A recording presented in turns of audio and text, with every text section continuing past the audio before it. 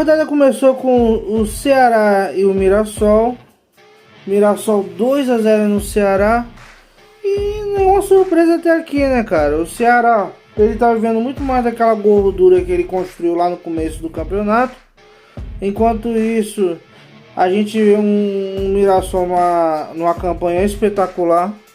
Ninguém esperava que o pequeno Mirassol, fazendo sua primeira campanha da história da Série A, fosse fazer uma campanha tão boa. Não tem o que falar, né, cara? Não tem o que falar. O Mirassol fez o dever de casa. A contratação recente do Mirassol para ser o camisa 9 da equipe fez gol novamente. Ele tá fazendo gol toda a partida. E o time tá dando muito orgulho pra torcida que ele tem. No mesmo horário a gente teve Fluminense e Palmeiras. Fluminense que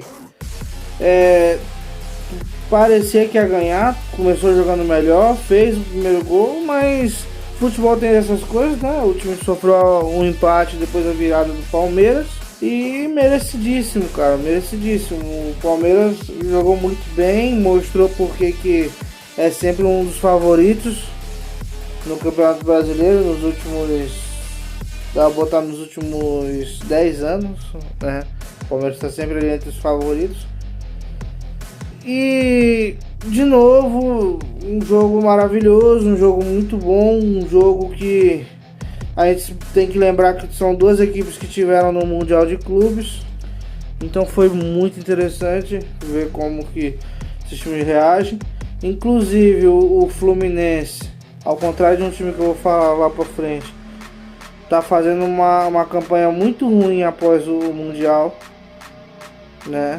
Se a gente for analisar as últimas partidas do clube. E vamos ver o que vai acontecer daqui pra frente.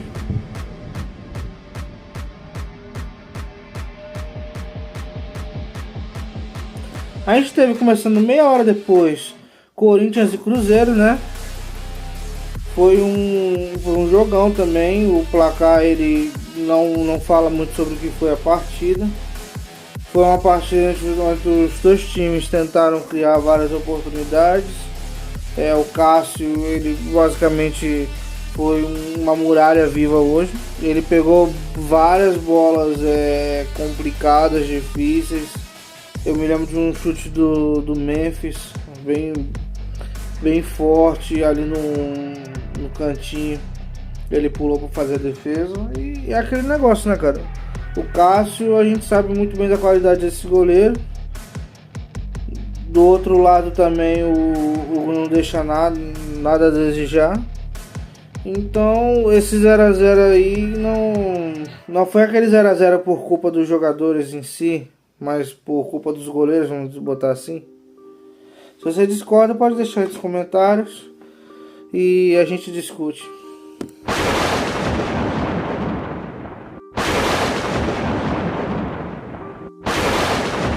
Vamos lá, né? Vamos dar prosseguimento com Santos e Internacional, o jogo que ocorreu lá na Vila.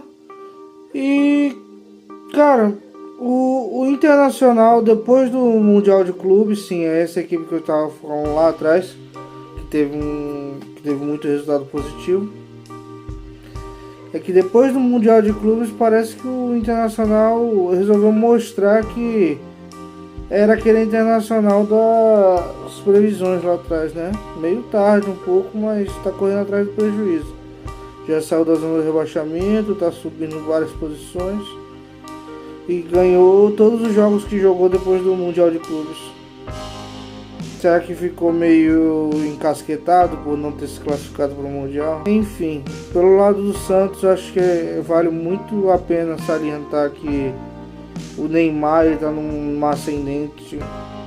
Ele não tá jogando como o craque que se esperava que ele jogaria, mas dá para perceber que aos poucos ele está retornando. Vai ser o suficiente para ir para uma Copa do Mundo? Eu não sei.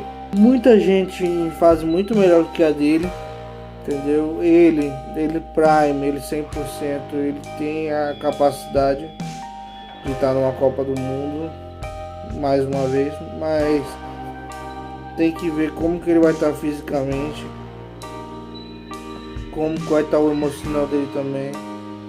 Isso é muito importante.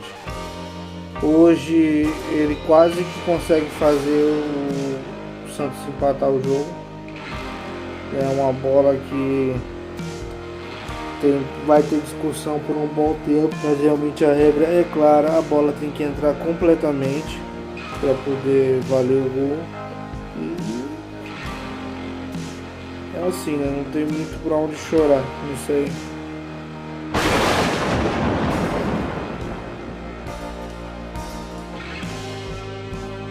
A gente teve o jogo Bragantino e Flamengo. O Bragantino, que tem uma história desde a SAF deles, né? Onde eles se fundiram com o Red Bull Brasil para virar o Red Bull Bragantino. Aí eles conseguiram conquistar a vaga na Série A lá para disputar em 2020, se eu não me engano, né? A volta do Bragantino para a Série A. Então desde 2020 que o Bragantino joga com o Flamengo e o Flamengo não consegue nunca vencer na Bragança Paulista, e isso é uma coisa que o Massa Bruta não conseguiu manter essa escrita, porque hoje o Flamengo estava inspirado, mesmo com o Red Bull Bragantino saindo na frente, com o gol do Lucas no começo do segundo tempo. O Flamengo correu atrás do empate e virou com o Wesley, que é um lateral que vai fazer muita falta, muita falta. Eu tô vendo gente comemorando, o Flamengo tá contratando um monte de meia foda, não sei o que, um atacante foda. Cara, primeiro a gente precisa de alguém para substituir o Gerson, aquele volante que sabe sair jogando com a bola, que sabe dar uma construção de jogo, sabe parar o ritmo quando é necessário. É aquele cara que é a mente no campo.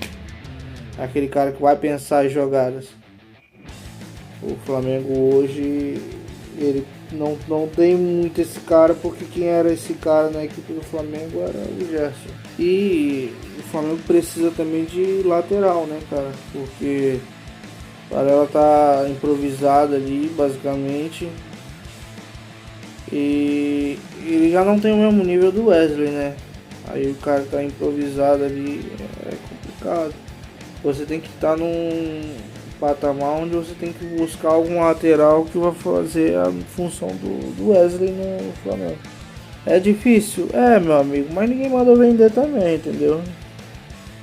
Se vendeu e não tem ideia de onde vai tirar um parecido ali, aí é um tanto de responsabilidade, mesmo sabendo que é uma grana bem alta. Não é que nem o caso, por exemplo, de outros times aí. Não vou ficar explanando, mas vende craque a preço de banana.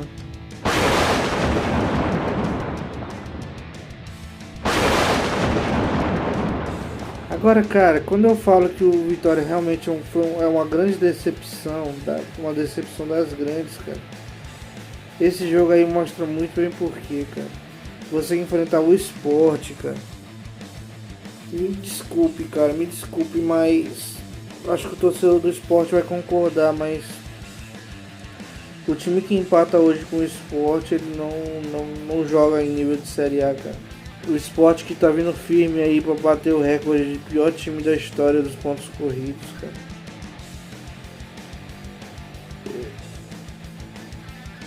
É vergonhoso, um time que tá caminhando para fechar o primeiro turno sem uma única vitória, cara, uma única vitória. E aí você ser um dos 4 times felizados que deram um pontinho para esse time, que abriram mão de 2 pontos. É complicada a situação, né? E o Vitória meio que não tá com aquela vantagem enorme de pontos, né, cara? 2 pontos separam a Vitória do rebaixamento. E lá na frente, a gente sabe que 2, 3 pontinhos fazem uma diferença grotesca, cara. Grotesca. Quantos times aí que foram rebaixados por causa de 2 pontos, por causa de 3 pontos? Quantos times não foram salvos por causa dessa mesma diferença? Então é complicado. O Vitória tem que fazer alguma coisa, porque o Vitória tem time para jogar melhor do que isso. O Mateuzinho é um craque, é um cracaço, mas sozinho ele não joga, não tem como esperar. E você pode botar, sei lá, o Lamine Yamal, sei lá, bota o Lamine Yamal no Sport, por exemplo, ele não vai jogar, não vai ser um décimo do que ele é lá no Barcelona. Tem que ver como é que vai fazer para esse time encaixar em campo, porque do jeito que tá não dá.